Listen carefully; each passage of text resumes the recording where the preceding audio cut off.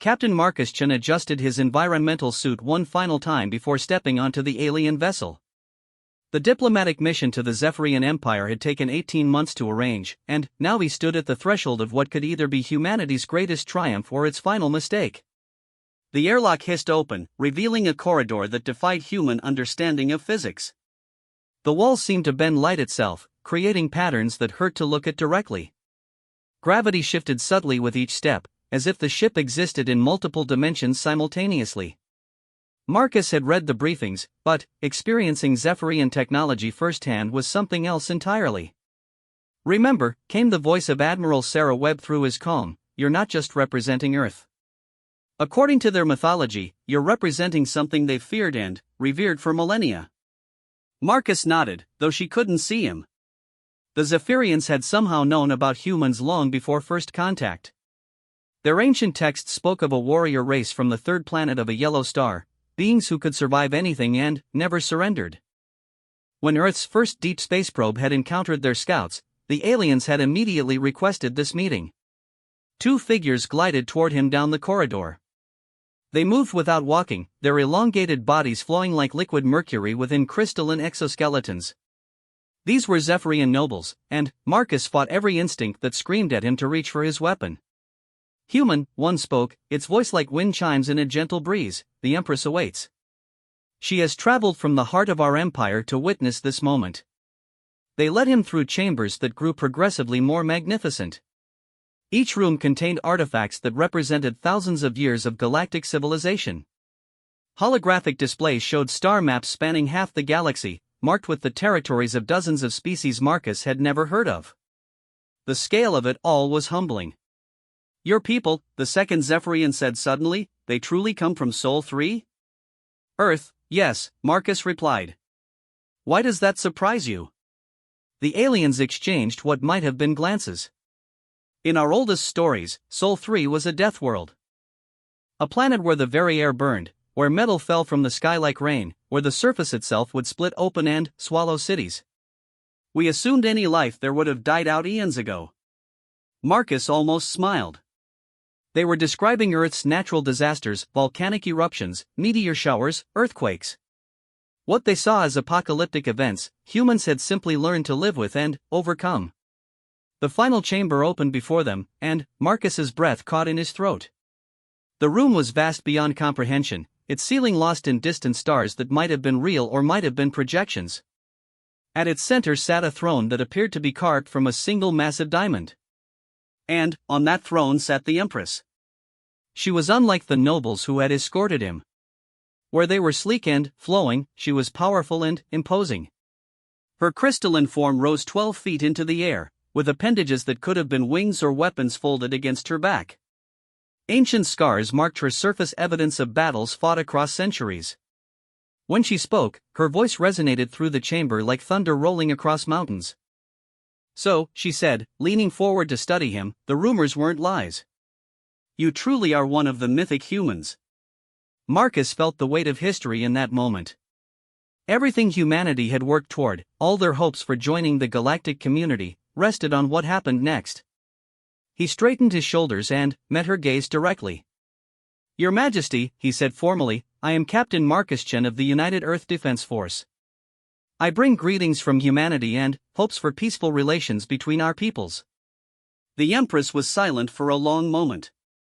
Her crystalline features shifted in what might have been surprise, or perhaps something else entirely. Finally, she spoke again. "Do you know what your species represents to us, human?" "I'm afraid I don't, Your Majesty." She stood, her massive form moving with surprising grace.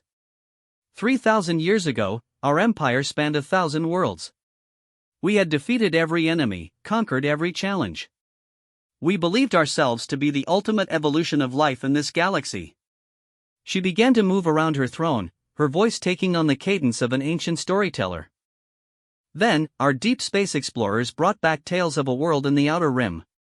A world so hostile that merely existing there would kill most known species within moments. Crushing gravity, poisonous atmosphere, unstable tectonics, bombardment from space debris. We laughed at the reports. Marcus remained silent, sensing this was important. But then came more stories. Life had not merely survived on this death world, it had thrived. And one species had risen to dominate it completely. They had conquered their hostile environment through pure determination and ingenuity. They had turned their world's deadliness into strength. The Empress stopped directly in front of Marcus, her massive form towering over him. We called them the Mythic humans. Warriors born on a world that should have been impossible. Legends said they could survive anything because they had already survived everything. That they never retreated because retreat meant death on their home world. That they could adapt to any environment because their own world had prepared them for anything. She paused, studying him intently. Tell me, human, how much of the legend is true? Marcus considered his words carefully. The briefings had prepared him for many scenarios, but not this one. He was representing not just humanity's current capabilities, but somehow living up to 3 millennia of accumulated mythology. Your Majesty, he said finally, I can only speak to what I know. Humans have indeed faced many challenges on our world. We've survived ice ages, volcanic eruptions, asteroid impacts, plagues, and countless wars among ourselves. Each time, we've adapted, learned, and become stronger. And, in battle, the Empress pressed. Do your warriors truly never retreat? Marcus thought of humanity's military history, from ancient battles to the modern era. We retreat when tactical wisdom demands it, Your Majesty. But we never surrender. There's a difference. Something that might have been approval flickered across the Empress's features. Show me, she said suddenly. Your Majesty? My personal guard is among the finest warriors in the galaxy. If humans are truly what legend claims, prove it. Face one of them in single combat. Marcus felt his heart rate spike. This wasn't part of the diplomatic protocol. But he could see in the Empress's expression that this wasn't really a request. I accept, he said simply. The Empress gestured, and a section of the floor began to rise, forming a circular arena. From alcoves around the chamber, figures began to emerge. These were clearly warriors, their crystalline forms were leaner, more angular, with weapon attachments integrated into their very bodies. One stepped into the arena. It was humanoid but wrong in every way that mattered. 7 feet tall, with 4 arms ending in blade-like appendages, and legs that bent in impossible directions. Its movements were fluid, predatory, and utterly alien. This is Kethvar, the Empress announced. Champion of my personal guard. Victor of 300 single combats. He has never known defeat. Marcus stepped into the arena, his environmental suit feeling suddenly very inadequate. He had his sidearm, but something told him this needed to be more personal than that. What are the rules? He asked. Survival, the Empress replied simply. The alien warrior didn't wait for a formal beginning. It launched itself across the arena with impossible speed, all 4 blade arms extended. Marcus dove aside, rolling to avoid the follow-up strike that gouged deep furrows in the crystalline floor. This wasn't going to be about strength or speed, the alien had him beat on both counts. This was going to be about everything that made humans human. He feinted left, then rolled right as the warrior committed to intercepting his fake movement. Coming up in a crouch, he grabbed one of the crystal shards broken from the floor and hurled it at the alien's center mass. The warrior deflected it easily, but the moment of distraction was what Marcus needed. He sprinted toward the wall of the arena, using his suit's magnetic clamps to run up its surface before launching himself in a direction the alien couldn't easily follow. The crowd of watching Zephyrians made sounds that might have been gasps of surprise. Clearly, 3-dimensional thinking in combat wasn't common among their species. Marcus landed behind the warrior and immediately went for its legs, tackling it low and hard. They went down together, but the alien's superior strength allowed it to throw Marcus off and regain its footing. But Marcus was already moving again. In his mind, he could hear the voice of his old drill instructor, a human who stops moving is a dead human. Keep moving, keep thinking, keep adapting. For the next several minutes, the arena became a deadly dance. The alien was faster, stronger, and better armed. But Marcus was unpredictable. He used the environment, the broken crystal shards, even his own environmental suit as weapons and tools. He fell, rolled, jumped, slid, and never fought the same way twice. The Zephyrian began to show signs of frustration. Its attacks became wilder, less controlled. It had been trained to fight opponents who followed certain patterns, who used specific techniques. Marcus followed no pattern except constant adaptation. Finally, the moment Marcus had been waiting for arrived. The alien overextended on a particularly aggressive attack, putting all its weight behind a forearm strike. Marcus stepped into the attack instead of away from it, accepting a glancing blow to his shoulder in exchange for getting inside the warrior's guard. His hands found the neural cluster at the base of the alien's neck, a vulnerability he'd noticed in the briefing materials about Zephyrian anatomy. He applied pressure, and the mighty warrior collapsed, not unconscious but temporarily paralyzed. The arena fell silent. Marcus stood over his fallen opponent, breathing heavily. He reached down and offered his hand to help the warrior up, though he doubted the gesture would translate. To his surprise, HFY managed to raise one of his blade arms in what might have been a salute. The Empress's voice rang out across the arena. 3,000 years of legend, and the reality exceeds even our myths. She stepped into the arena herself, moving to stand directly in front of Marcus. Human, you have done something I thought impossible. You have defeated HFY not through superior strength or speed, but through the one thing our legends spoke of most, your refusal to accept defeat coupled with your ability to adapt to any situation. Marcus bowed slightly. Your Majesty, humans have a saying, it's not the size of the dog in the fight, it's the size of the fight in the dog. The Empress made a sound that might have been laughter. Indeed. And now I must make a decision that will affect not just my empire, but the entire galactic community.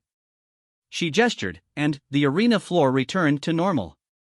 The watching nobles moved closer, clearly understanding the significance of what had just occurred. Captain Chen, the Empress said formally, I came here expecting to meet with representatives of a minor species seeking membership in our galactic community. Instead, I find myself face to face with a legend made real. She paused, and Marcus could sense the weight of what was coming next.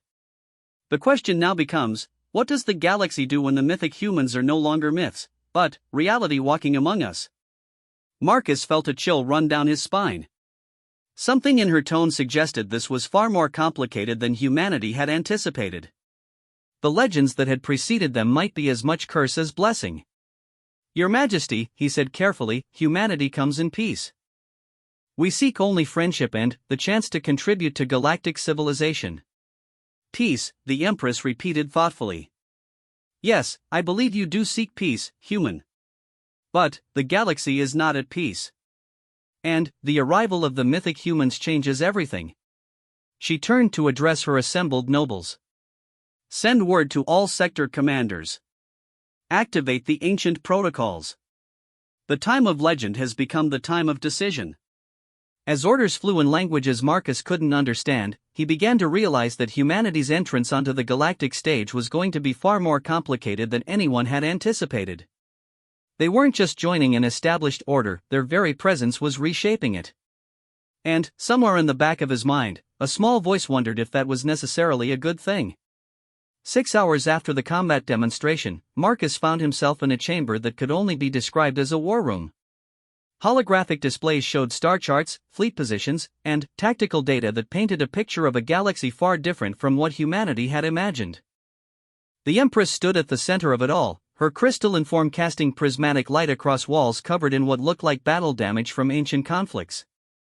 Around her, her military advisors moved with the urgent efficiency of beings preparing for war. Captain Chen, she said without turning around, tell me about human military doctrine. Marcus approached carefully. The tactical display showed massive fleets arranged in defensive positions around what appeared to be core Zephyrian worlds. Your Majesty, perhaps if you could explain the situation, I could better address your questions. She gestured to one of the displays.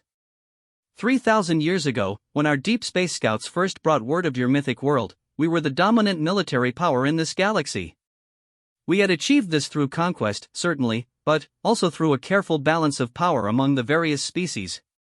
The display shifted, showing historical data. Marcus could see the rise and expansion of the Zephyrian Empire across centuries. Then came reports of a threat from beyond our galaxy.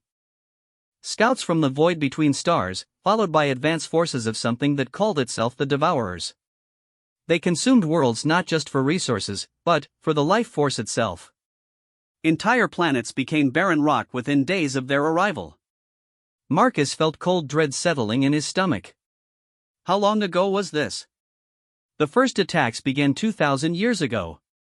At first, we believed we could contain them. Our combined fleets were powerful, our technology advanced. We were wrong. The display showed battle after battle, each marked in red for Zephyrian defeats. The pattern was clear, a steady retreat toward the galactic core. In 500 years, they consumed half the galaxy. Billions upon billions of lives simply gone. We tried everything: diplomacy, technology, alliance warfare, even weapons that violated our most sacred moral codes. Nothing worked. What stopped them? Marcus asked, though he had a growing suspicion about the answer. They stopped themselves, the Empress said grimly. Our xenobiologists eventually determined that they were not actually from beyond our galaxy. They were from within it, a species that had evolved to feed on life itself. But there was a limit to how much life force they could consume. When they reached critical mass, they underwent some kind of metamorphosis and withdrew to the galactic edge to digest what they had taken. She manipulated the display, showing the current timeline. According to our calculations, they have been dormant for 1,500 years. But the cycle is ending. Our long-range sensors have detected movement in the void regions where they retreated. They are beginning to stir. Marcus stared at the tactical displays with new understanding. And you think they'll be coming back? We know they will. And this time, we will be ready for them. The Empress finally turned to face him. Do you understand now why your arrival changes everything? For 3,000 years, we have told ourselves stories of the mythic humans to maintain hope. Warriors from a death world who never surrender, who can adapt to any threat, who turn their enemies' strengths against them. You want us to fight this war for you? No, the Empress said firmly. I want to fight this war with you. There is a difference. She activated another display, this one showing fleet compositions and strategic analyses. Every species in this galaxy has contributed to our defensive preparations. The Altarians provide our energy shields. The Corvin build our heavy weapons. The Nexari handle our communications networks. Each contributes what they do best. And humans? You provide what no one else can. The ability to fight an enemy that adapts faster than any known species. The ability to survive when survival should be impossible. The ability to find victory even in defeat. Marcus thought about humanity's history, from ancient battles fought with stone weapons to modern warfare in the depths of space. Every human conflict had driven innovation, had forced adaptation, had created survivors out of impossible situations. Your Majesty, I'm just one man. I can't speak for all of humanity or commit to a galactic war. Of course not. But you can carry a message back to your people. And you can tell them what I am about to show you. The chamber darkened, and the holographic displays merged into a single massive projection. Marcus found himself looking at what appeared to be a battlefield in space, but one frozen in time. This is the Sigma Graveyard, the Empress explained. The site of the last major battle before the Devourers withdrew. 40,000 ships from 17 different species made their final stand here. The projection zoomed in, showing details that made Marcus's blood run cold. Ships the size of small moons had been torn apart as if they were made of paper. Others bore marks that suggested they had been drained of all power, their crews likely consumed along with their life force. But look here, the Empress said, highlighting a small section of the battlefield. Marcus saw them immediately, ships that were clearly different from the others. Smaller, more angular, built for speed and maneuverability rather than massive firepower. And, unlike the other vessels in the graveyard, these ships showed evidence of having inflicted damage on their attackers. Human ships? Marcus asked. No. But ships built according to what we believed human tactical doctrine would be, based on our mythic understanding of your people. We called them the Last Hope Squadron, volunteer pilots from across the galaxy who trained to fight like the legendary humans. The projection zoomed in further, showing battle damage on Devourer vessels that clearly came from these smaller ships. They lasted 18 minutes against an enemy that had destroyed 40,000 larger, more powerful vessels in less than 6. And, in those 18 minutes, they proved that the myths might have truth to them. Marcus studied the tactical data, his mind automatically analyzing the battle patterns. The Last Hope Squadron had used classic human tactics, hit and run attacks, using their opponent's size against them, targeting specific vulnerabilities rather than engaging in direct firepower exchanges. 18 minutes, he said quietly. 18 minutes that gave the remaining population time to evacuate 3 star systems. 18 minutes that convinced the Galactic Council that the mythic human approach to warfare might be our only hope when the Devourers return. When do you expect them back? Soon. Our calculations suggest they will emerge from dormancy within the next standard year. And, when they do, they will be stronger than before, having had 1,500 years to process and integrate what they consumed. The Empress moved closer to Marcus, her massive form somehow managing to convey urgency and hope at the same time. Captain Chen, I need you to understand something. This galaxy has spent 1,500 years preparing for their return. Every technological advancement, every strategic innovation, every alliance we have forged has been with this moment in mind. She gestured to displays showing massive construction projects across dozens of worlds. We have built fortress systems that can channel stellar energy into weapon arrays. We have developed quantum communication networks that cannot be disrupted. We have stockpiled resources on hidden worlds that the Devourers cannot detect. But Marcus could hear the unspoken limitation. But we have also run countless simulations of the coming war. With all our preparations, with all our advantages, we estimate a 15% chance of victory. The number hung in the air like a death sentence. Unless, the Empress continued, the mythic humans are real.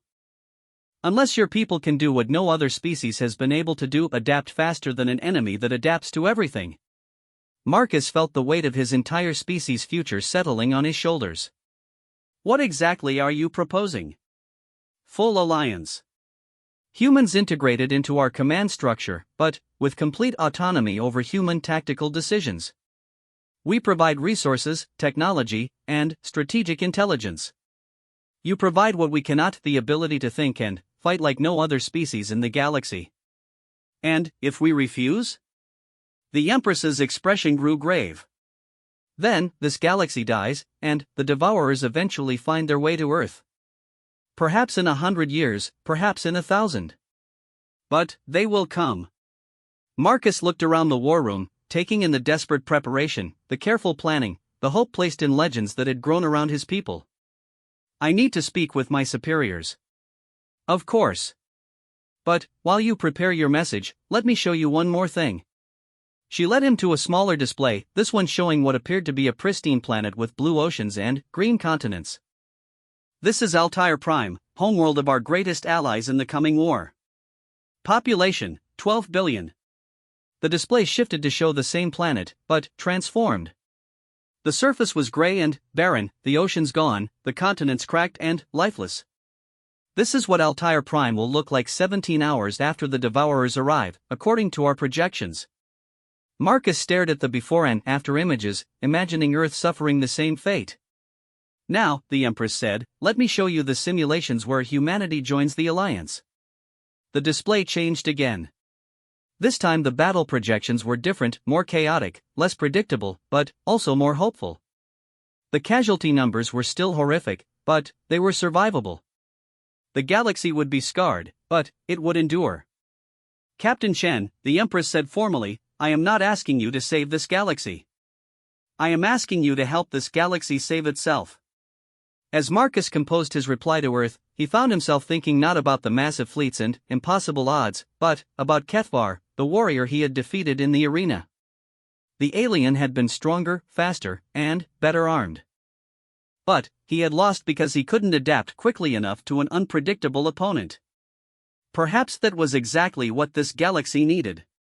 His message to Earth would be simple: humanity's greatest test was coming, and they were the only species that might be uniquely equipped to meet it.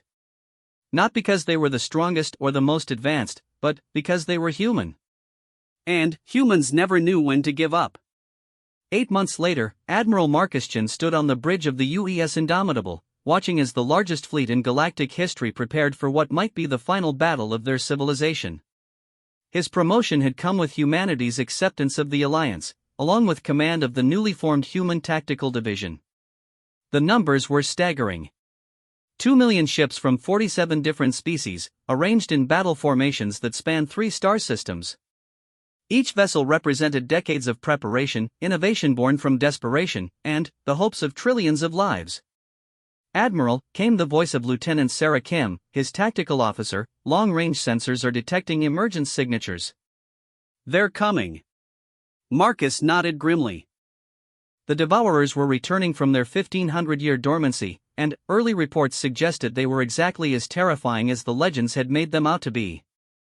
Signal all human ships, Marcus commanded.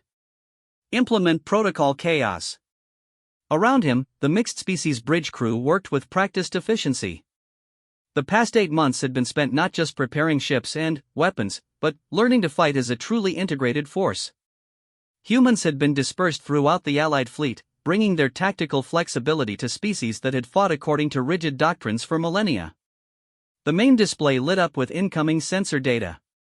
At the edge of the system, space itself seemed to be tearing open as massive forms emerged from hyperspace. The Devourers had grown during their dormancy, where once they had fielded ships the size of cities, now they commanded vessels that dwarfed moons. "Dear God," breathed Commander Esikatel, the Zephyrian liaison assigned to Marcus's flagship. "They're enormous." Marcus studied the tactical display, his mind already working through possibilities. The Devourer fleet was perhaps a tenth the size of the Allied force, but each of their ships radiated energy signatures that suggested they could devastate entire squadrons single-handedly. "Numbers don't win wars," he said calmly. "Adaptation does. Signal the Empress, begin Phase 1. Across the fleet, the first wave of Allied ships moved forward. These were the heavy hitters, Corvan dreadnoughts with planet-cracking weapons, Altarian energy projectors that could channel the power of stars, Nexari command ships with tactical computers more powerful than entire Earth cities. The initial engagement was everything the simulations had predicted and, worse. The Devourer ships moved with impossible grace for their size, their hulls seeming to absorb energy weapons and turn that power back against their attackers. Entire squadrons of Allied vessels simply stopped, as if the life had been drained out of their crews and power systems simultaneously. But the Allied forces had learned from 1,500 years of preparation. For every ship lost, 2 more moved in to continue the attack. For every Devourer tactic, they had a prepared counter-strategy. "Phase 1 is holding," reported Kim. "Casualties are within acceptable parameters." Marcus watched the battle unfold, noting patterns in how the Devourers adapted to each new threat. They were learning, evolving their tactics in real time. Just as the intelligence reports had warned. "Signal Phase 2, he ordered. Now came the real test. Human-led squadrons began their attacks, but, instead of the coordinated, predictable assaults the Devourers had been adapting to, they struck with pure chaos. No 2 human commanders used the same tactics. Some led frontal assaults, others conducted hit-and-run raids, still others engaged in tactical maneuvers that defied conventional military wisdom. The effect on the Devourers was immediate and visible. Their adaptation systems, designed to counter specific threats, began to struggle with the sheer unpredictability of human tactical doctrine. Ships that had easily absorbed energy weapons found themselves vulnerable to kinetic strikes. Vessels that had adapted to kinetic weapons were caught off guard by electromagnetic pulses. "It's working," Esikatel said with something approaching awe. "They can't adapt fast enough." But Marcus knew this was only the beginning. On the tactical display, he could see Devourer ships beginning to change, their hulls shifting and reconfiguring as they attempted to develop countermeasures to human unpredictability. "Phase 3, Marcus commanded. All human ships, implement Doctrine 0. This was the plan that had taken months to develop and had horrified every non-human strategist who had seen it. Instead of trying to maintain tactical coherence, every human ship in the fleet was now operating independently, with no central coordination beyond the most basic targeting priorities. To any conventional military mind, it looked like complete chaos. Ships broke formation to pursue individual targets.